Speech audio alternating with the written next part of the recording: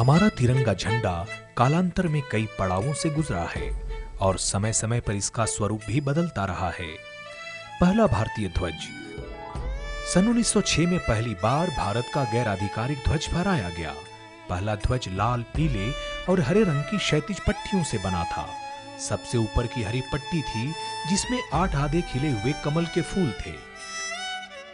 झंडे में सबसे नीचे लाल पट्टी में सूरज और चांद अंकित था और बीच की पीली पट्टी पर वंदे मातरम लिखा था। दूसरा भारतीय ध्वज भीखाजी कामा और उनके साथ निर्वासित किए गए कुछ क्रांतिकारियों ने वर्ष 1907 में फहराया था। तीसरा भारतीय ध्वज एनी बेसेंट और लोकमान्य तिलक ने अपने आंदोलन के दौरान इसे फहराया था।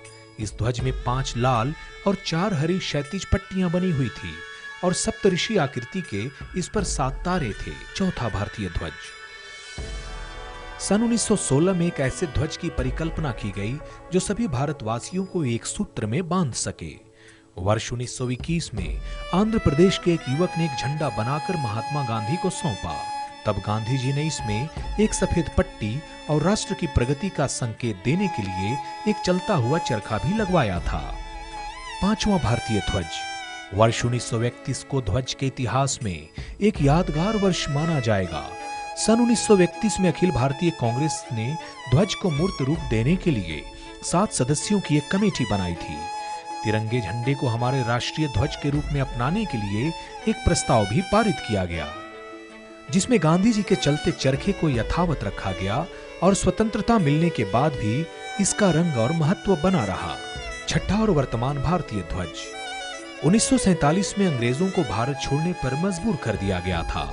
आजादी की घोषणा से कुछ दिन पहले राष्ट्रीय ध्वज को नया रूप देने के लिए डॉक्टर राजेंद्र प्रसाद के नेतृत्व में एक कमेटी बनाई गई थी और कमेटी ने इसमें सिर्फ इतना परिवर्तन किया कि बीच की सफेद पट्टी में चरखे के स्थान पर अशोक चक्र को स्थापित कर दिया और तब से 15 अगस्त 1947 को यही तिरंगा हमारी आजादी और हमारे देश के पहचान का प्रतीक बन गया। अरविंद प्रताप के साथ राजेश कृष्ण की रिपोर्ट।